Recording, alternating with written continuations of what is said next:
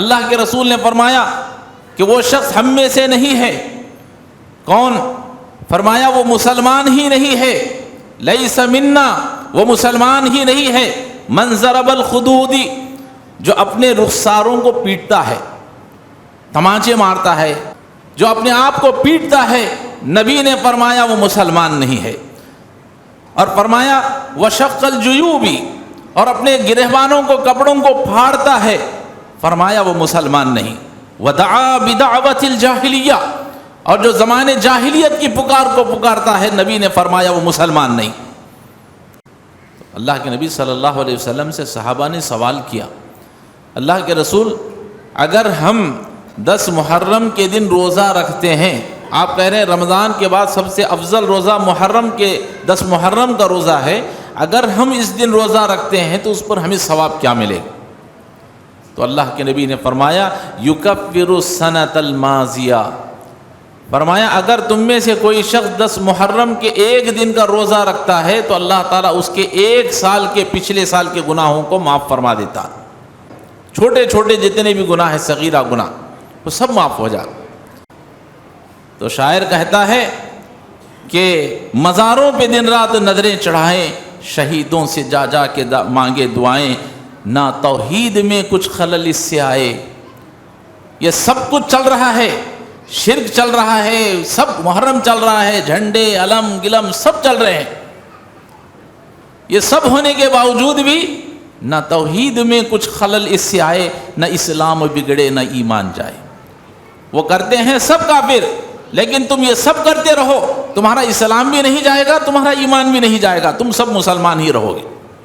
کتنی بڑی ناانصافی کی بات ہے۔ نستعینہ ونستغفر ونعوذ باللہ من شرور انفسنا ومن سیئات اعمالنا، من يهده الله فلا مضل له ومن يضلل فلا هادي له، واشهد ان لا اله الا الله وحده لا شريك له، واشهد ان محمدا عبده ورسوله ارسله بالحق بشيرا ونذيرا، اما بعد فان خير الحديث كتاب الله، وخير الهدي هدي محمد صلى الله عليه وسلم، وشر الأمور محدثاتها، وكل محدثة بدعة، وكل بدعة ضلالة، وكل ضلالة في النار۔ فأعوذ بالله السميع العليم من الشيطان الرجيم، بسم الله الرحمن الرحيم، خاف والقرآن المجيد بل عجبوا أن جاءهم منذر منهم فقال الكافرون هذا شيء عجيب، أإذا متنا وكنا ترابا ذلك رجع بعيد، قد علمنا ما تنقص الأرض منهم وعندنا كتاب حفيظ، بل كذبوا بالحق لما جاءهم فهم في أمر مريج، أفلم ينظروا إلى السماء فوقهم كيف بنيناها وزيناها وما لها من فروج، والأرض مددناها وألقينا فيها رواسي وأنبتنا فيها من كل زوج بهيج، تبصرة وذكرى لكل عبد منيب، ونزلنا من السماء ماء مباركا فأنبتنا به جنات محب الحصيد، والنخل باسقات لها طلع نضيد، رزقا للعباد وأحيينا به بلدة ميتا كذلك الخروج۔ قال الله تبارك وتعالى في موضع آخر، بسم الله الرحمن الرحيم، إن عدة الشهور عند الله 12 شهرا في كتاب الله، ذلك الدين القيم، فلا تظلموا فيهن أنفسكم۔ قال رسول الله صلى الله عليه وسلم، افضل الصيام بعد رمضان شهر الله المحرم۔ تمام قسم کی تعریفیں، حمد و ثنا، کبریائی اور بڑائی اسی اللہ وحدہ لا شریک کے لیے لائق اور زیبا ہے، جو تمام جہانوں کا مربی و پالنہار ہے۔ درود و سلام نازل ہوں تمام انبیاء علیہ الصلاۃ والسلام پر، خصوصاً میرے اور آپ کے نبی تاجدار مدینہ حضرت جناب محمد رسول اللہ صلی اللہ علیہ وسلم پر۔ محترم حضرات، مہینے کی اور دنوں کی مناسبت سے، چونکہ مہینہ محرم کا مہینہ چل رہا ہے اور یہ 10 دن محرم کے، اور پھر آج محرم کی 6 تاریخ ہے، پیر اور منگل کو 9 اور 10 تاریخ ہے، تو چونکہ بہت سے لوگ اس میں روزہ رکھتے ہیں، تو میں نے مناسب سمجھا کہ آج کا موضوع محرم کے مہینے میں ہمیں کیا کرنا چاہیے اور کیا کر رہے ہیں۔ انشاءاللہ اسی کے تحت چند باتیں آپ حضرات کے سامنے میں رکھنے کی کوشش کروں گا۔ اللہ تعالی ہم سب کو عمل کرنے کی توفیق عطا فرمائے، آمین۔ قرآن مجید کی جو آیت کریمہ میں نے آپ کے سامنے تلاوت کی ہے، اللہ رب العالمین نے اس آیت کریمہ میں اور نبی کریم صلی اللہ علیہ وسلم نے اپنے زبان مبارک سے محرم کی اہمیت کو اللہ اور اس کے رسول نے بیان فرمایا۔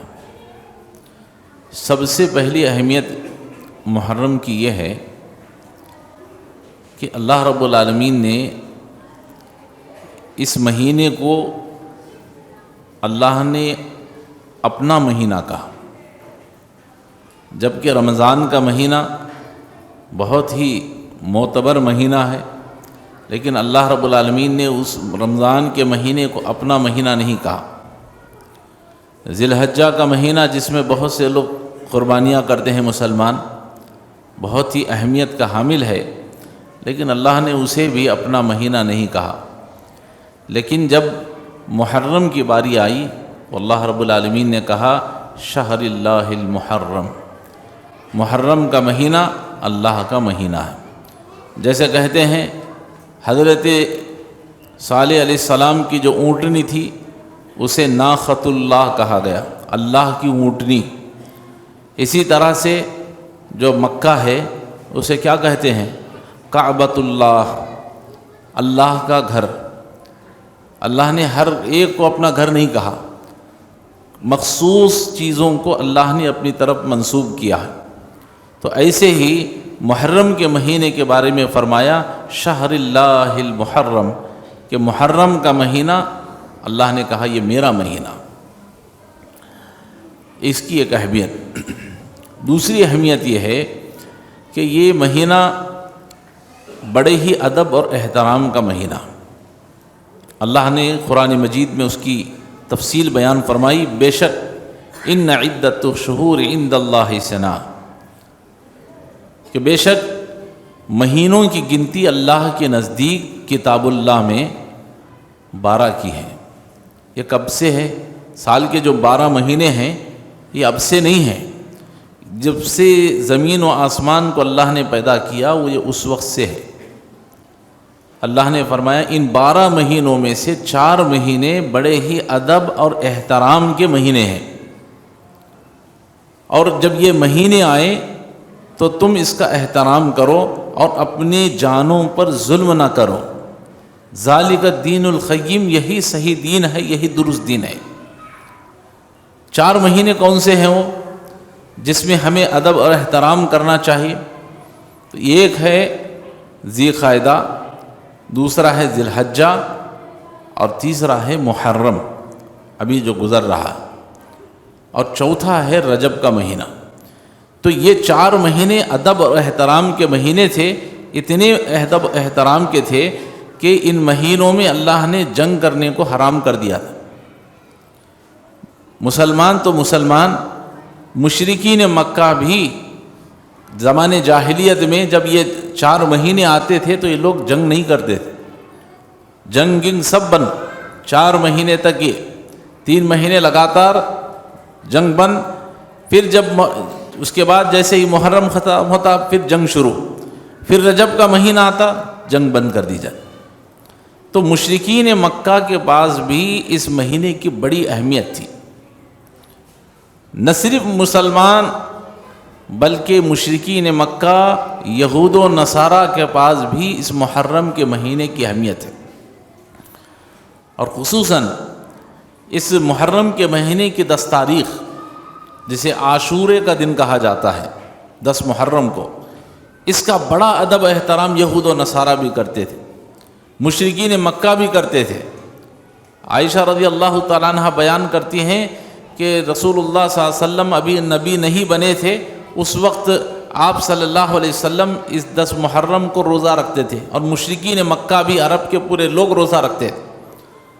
اور رسول اللہ صلی اللہ علیہ وسلم جب ہجرت کر کے مکہ سے مدینہ گئے اسلام آیا ابھی روزے فرض نہیں ہوئے تھے.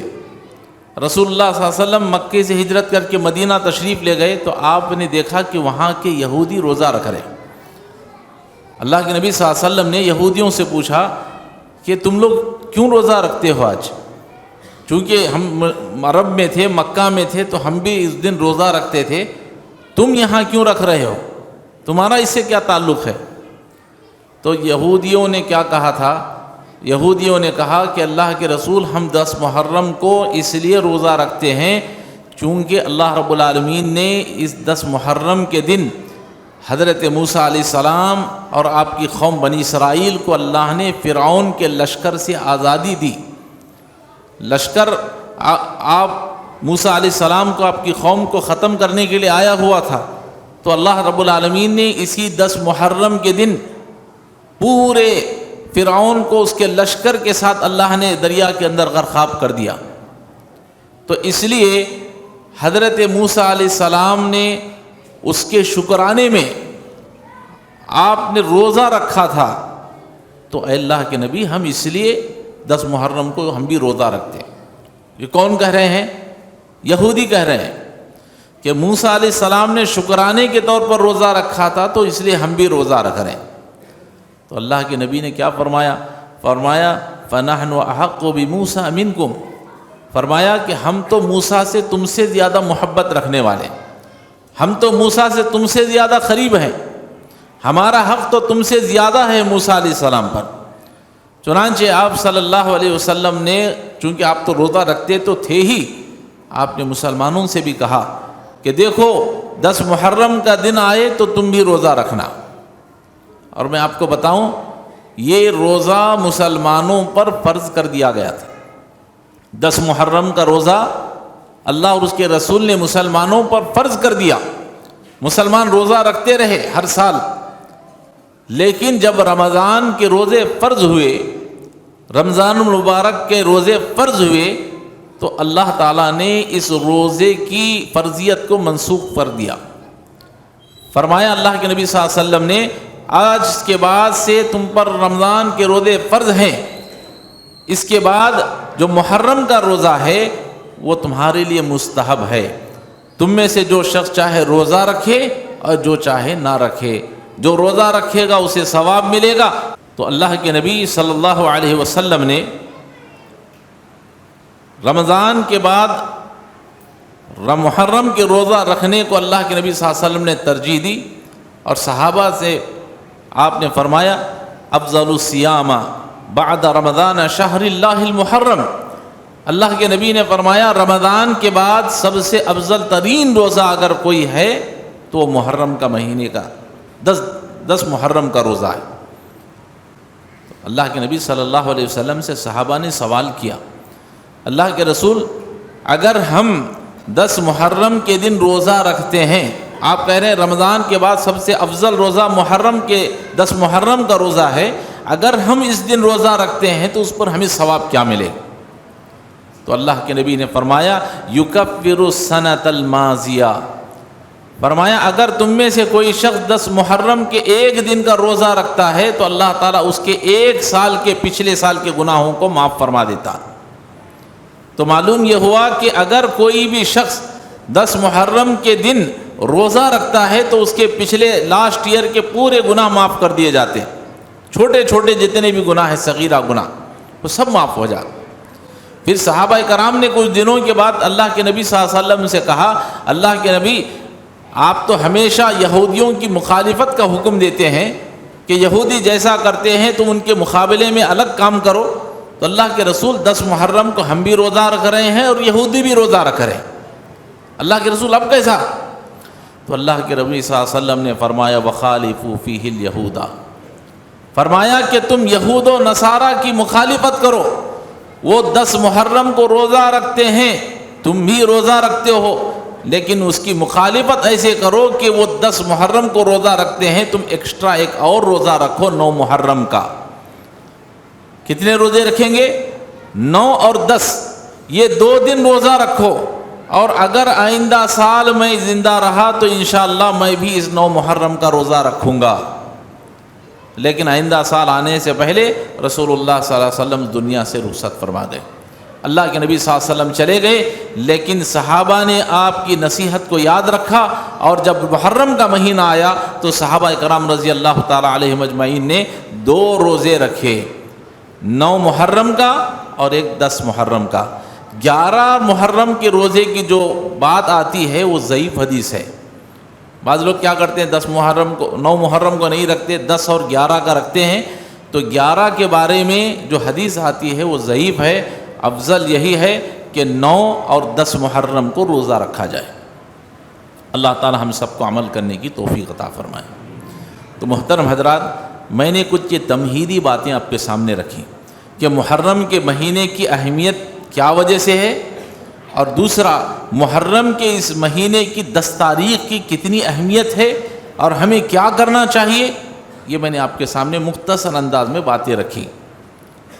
لیکن آج مسلمان کیا کر رہے ہیں؟ رمضان کے بعد بقرعید کا مہینہ بھی چلا گیا، اب محرم کا مہینہ آیا، تو محرم کے مہینے میں یہ روزہ رکھنے کی تیاری کرنے کے بجائے مسلمان بدعت و خرافات میں مبتلا ہیں، شرک کے اندر مبتلا ہیں، اور ایسے کام کر رہے ہیں جسے اللہ اور اس کے رسول نے کرنے کا حکم نہیں دیا۔ بہت سے کام ہیں، اس میں سے 2-3 کام میں آپ کے سامنے بتا رہا ہوں جو آج اپنا نام مسلمان رکھنے والے لوگ یہ کام کر رہے ہیں، اور اگر یہی وہ کام غیر کرتے ہیں تو ہم کیا کہتے ہیں، اور ہم کر رہے ہیں تو ہمیں کیا کہا جائے۔ سب سے پہلی چیز، اس مہینے کے اندر مسلمان تو اس مہینے کو بعض مسلمان منحوس سمجھتے ہیں، صرف حضرت حسین رضی اللہ تعالیٰ عنہ کی شہادت کی وجہ سے، حالانکہ آپ سے پہلے کئی لوگوں کی شہادتیں ہوئیں، وہ ایک الگ سبجیکٹ ہے، لیکن صرف حضرت حسین رضی اللہ تعالیٰ عنہ کی شہادت ہوئی تو پورے مہینے کو لوگ جو ہے منحوس سمجھتے ہیں، اور سمجھتے ہیں کہ یہ غم کا مہینہ ہے، اس میں شادی بیاہ خوشی کا کوئی کام نہیں کرنا چاہیے۔ اس لیے بعض لوگوں کو دیکھا گیا کہ محرم کی 1 تاریخ آنے سے پہلے لوگوں نے شادیاں رکھ لی، منگنے رکھ لیے، اچھے کام کر لیے۔ ارے بھائی اطمینان سے کر، نہیں، محرم لگنے والا ہے، ابھی شادی ہو جانا، ابھی نکاح ہو جانا، ولیمہ ہو جانا۔ کیوں؟ اس لیے کہ غم کا مہینہ شروع ہو رہا ہے۔ مسلمانوں کا تصور ایسا، تو یہ تصور ایسا نہیں ہونا چاہیے۔ حالانکہ محرم کے مہینے میں کئی لوگوں کی شادیاں ہوئی، خیر وہ ایک الگ تفصیل ہے۔ سب سے پہلی چیز، مسلمان اس مہینے کو غم کا مہینہ، ماتم کا مہینہ سمجھتے ہیں، جبکہ اللہ کے رسول صلی اللہ علیہ وسلم کی حدیث سنیے۔ اللہ کے نبی صلی اللہ علیہ وسلم فرماتے ہیں، لا تحل لامرأۃ تؤمن باللہ والیوم الآخر، کہ تم میں سے جو شخص، مرد اور عورت، اللہ پر اور آخرت کے دن پر یقین رکھتا ہے، اس کے لیے جائز نہیں ہے، لا یحل، اس کے لیے جائز نہیں ہے کہ وہ کسی کے مرنے پر 3 دن سے زیادہ غم منائے، ماتم منائے۔ ماتم تو منانا ہی نہیں ہے، کسی کے مرنے پر 3 دن سے زیادہ غم منانے کا حکم نہیں ہے، چاہے کوئی مسلمان مرد ہو کہ عورت ہو۔ اللہ کے رسول نے آگے فرمایا، البتہ اس عورت کو اجازت ہے کہ وہ جس کا شوہر انتقال کر گیا ہے اسے چاہیے کہ وہ 4 مہینے 10 دن تک سوگ منائے، غم منائے۔ معلوم یہ ہوا کہ عورت کو ہی اسلام نے اجازت دی ہے کہ وہ 4 مہینے 10 دن تک غم منا سکتی ہے، اس کے علاوہ کسی بھی مرد مسلمان کو، کسی بھی عورت مسلمان کو اجازت نہیں ہے کہ وہ 3 دن سے زیادہ سوگ منائے۔ لیکن آج آپ دیکھیں گے حضرت حسین رضی اللہ تعالیٰ عنہ کی شہادت ہو کر تقریباً 1300 سال سے زیادہ کا عرصہ ہو گیا، یہاں اللہ کے نبی نے فرمایا 3 دن سے زیادہ سوگ منانے کی، غم منانے کی ضرورت نہیں ہے۔ حضرت حسین رضی اللہ تعالیٰ عنہ کی شہادت ہو کر کے کتنے سال؟ 1300 سال ہو گئے، اس کے باوجود بھی آج کا مسلمان جو نام اپنا مسلمان رکھ رہا ہے وہ مسلمان ہے یا کلمہ گو مشرک ہے، 1300 سال کے بعد بھی آج لوگ جو ہے ماتم منا رہے ہیں، غم منا رہے ہیں، جبکہ نبی نے فرمایا کسی کے لیے جائز نہیں ہے کہ کسی کے مرنے، کسی کا باپ انتقال ہو گیا، ماں انتقال ہو گئی، بیوی ہو گئی، بچہ ہو گیا، بچی، کسی کا بھی انتقال ہو جائے، کسی کے لیے جائز نہیں ہے کہ وہ 3 دن سے زیادہ غم منائے۔ 1300 سال کے بعد بھی آج کا مسلمان غم منا رہا، نہ صرف غم بلکہ ماتم منا رہے ہیں، اپنے کپڑوں کو پھاڑ رہے ہیں، تماچے مار رہے ہیں۔ آپ جا کر کے دیکھیں، حضرت حسین رضی اللہ تعالیٰ عنہ کی شہادت کے نام سے یہ لوگ اپنے خون کو بہاتے ہیں، بلیڈیں لے کر، چاقو لے کر اپنے جسم کو کاٹ رہے ہیں، اور دیکھا گیا یہاں تک اللہ نے فرمایا فَلَا تَظْلِمُوا فِيهِنَّ أَنفُسَكُمْ، لوگوں ان مہینوں کے اندر اپنے جانوں پر ظلم نہ کرو۔ 10 محرم کے دن چھوٹے چھوٹے بچے، معصوم بچے، اللہ اکبر، میں سمجھتا ہوں اللہ نے اس قوم کے اوپر اللہ نے ایک عذاب کو نازل کر دیا ہے، یہ غم کا، ایک ماتم کا، یہ تعزیہ جو لوگ مناتے ہیں، اللہ نے ان کے اوپر عذاب کو مسلط کر دیا کہ لوگ خود اپنے جان پر ظلم کر رہے ہیں۔ ارے بڑے تو بڑے تھے، چھوٹے چھوٹے بچوں کا کیا قصور ہے؟ چھوٹے چھوٹے بچوں کو ان کے سروں کو بلیٹوں سے کاٹا جاتا ہے، ان کے ہاتھوں کو کاٹا جاتا ہے، ان کے سینوں کو چاک کیا جاتا ہے، چرپٹے لگائے جاتے ہیں، چھوٹے چھوٹے بچے۔ 10 محرم کے آپ نیوز دیکھیں، نیوز چینلوں کو دیکھیں، کتنے بچے ایسے ہوں گے جن کے سروں پر پٹیاں بندھی ہوئی ہیں، معصوم بچے تڑپ رہے ہیں، ان کے جسموں کو بلیڈوں سے کاٹا جاتا ہے، پھر وہیں بازو میں ڈاکٹر بیٹھا ہوا ہوتا ہے، فوراً ٹریٹمنٹ ہوتا ہے، پٹی لگائی جاتی ہے۔ کس نے کہا آپ کو؟ اسلام نے کہاں آپ کو اجازت دی ہے؟ یہ سراسر ظلم ہے، اللہ اور اس کے رسول نے اس کی کہیں اجازت نہیں دی۔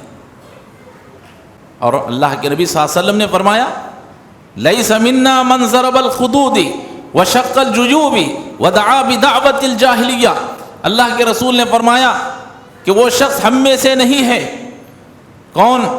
فرمایا وہ مسلمان ہی نہیں ہے، لیس منا، وہ مسلمان ہی نہیں ہے، من ضرب الخدود، جو اپنے رخساروں کو پیٹتا ہے، تماچے مارتا ہے، جیسے آج مار رہے ہیں یا حسین یا حسین، نعوذ باللہ، جو اپنے آپ کو پیٹتا ہے، نبی نے فرمایا وہ مسلمان نہیں ہے۔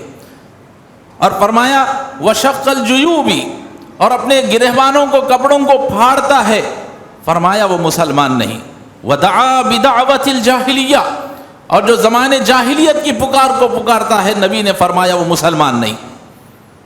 تو بڑا افسوس ہوتا ہے کہ آج کا مسلمان، آپ یہاں ہمارے کرنول کے اطراف میں خریوں میں جا کر کے محرم جو لوگ مناتے ہیں، دیکھیں کیا کر رہے ہیں محرم کے نام سے، اپنے جانوں پر ظلم کر رہے ہیں۔ اور بعض لوگ یہاں ہمارے اطراف میں خریوں میں محرم کے منانے کا الگ الگ طریقے ہیں۔ یہاں کے علاقوں کے لوگوں کا معاملہ ایسا ہے کہ آگ لگائی جاتی ہے، انگاریں بچھائی جاتی ہیں، اور لوگ جو ہے وہ انگاروں میں بھاگ رہے ہیں۔ اللہ اکبر، کتنا بڑا ظلم ہے اپنے آپ پر۔ کیا اللہ نے اس کا حکم دیا ہے؟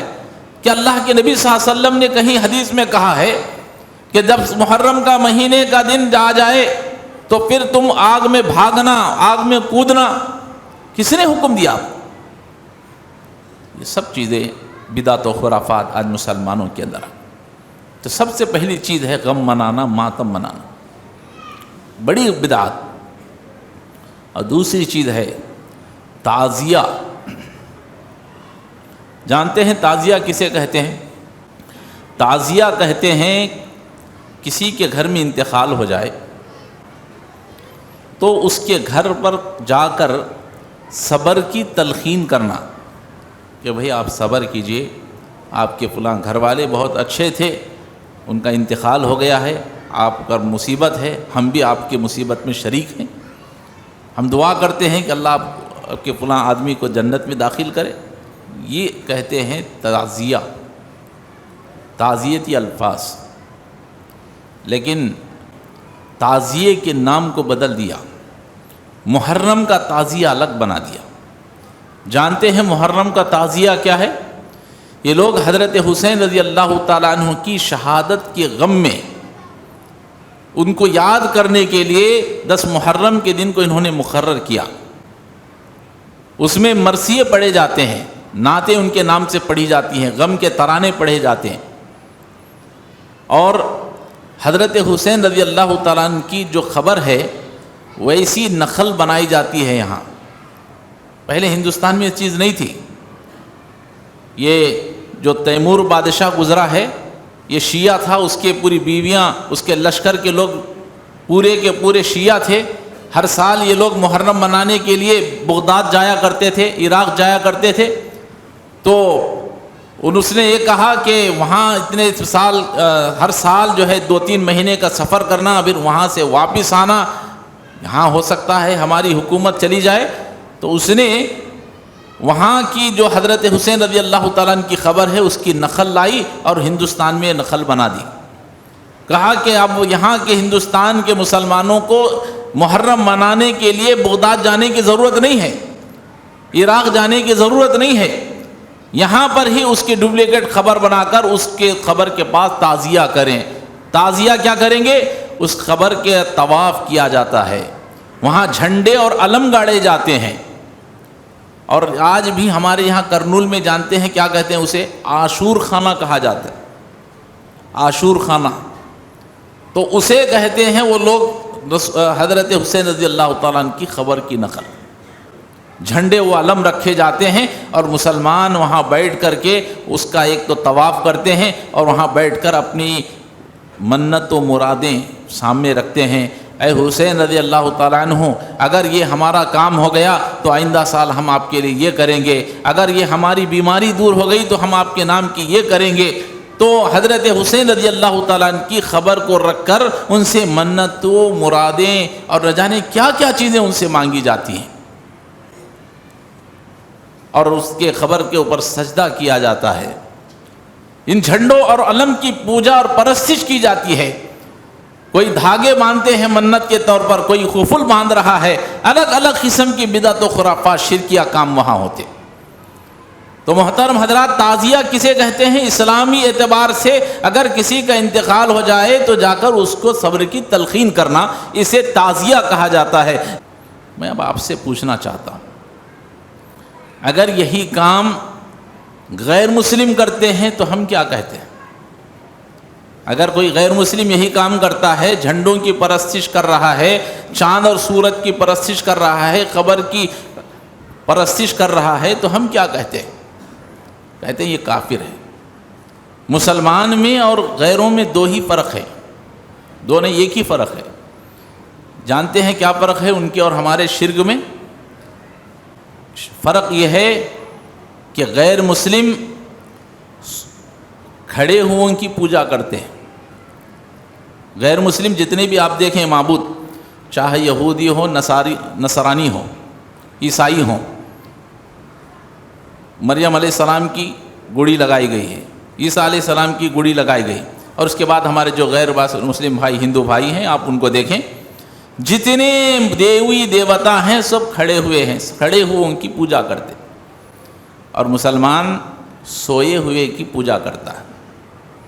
فرق کچھ بھی نہیں، فرق ایک ہی ہے، ان کے معبود کھڑے ہوئے ہیں اور مسلمان مشرک ان کے معبود سوئے ہوئے ہیں. دونوں کے درمیان میں کوئی فرق نہیں. اگر وہ پرستش کرتے ہیں تو ہم کہتے ہیں وہ کافر ہیں، اور اگر یہ پرستش کر رہے ہیں سوئے ہوئے کی تو کہتے ہیں یہ مسلمان ہیں. کیا مسلمانی ہے تمہاری؟ مولانا حالی مرحوم نے ایسے ہی مسلمانوں کے بارے میں کہا تھا.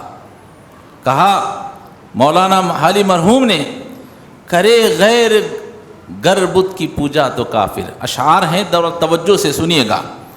کہتے ہیں کرے غیر گر بت کی پوجا تو کافر، جو ٹھہرائے بیٹا خدا کا تو کافر، جھکے آگ پر بہر سجدہ تو کافر، کواکب میں مانے کرشمہ تو کافر. مولانا حالی مرحوم کہتے ہیں اگر غیر بت کی پوجا کرتے ہیں تو کہتے ہیں وہ کافر ہے.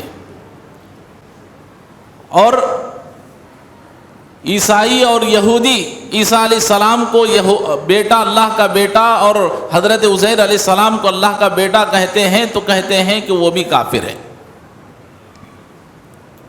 تو شاعر کہتا ہے کہ یہ کرتے ہیں تو کافر، اور یہود و نصارہ کرتے ہیں تو یہ بھی کافر۔ جھکے آگ پر بہر سجدہ تو کافر، اگر کوئی آگ کی پرستش کرتا ہے تو ہم کہتے ہیں یہ بھی کافر ہے۔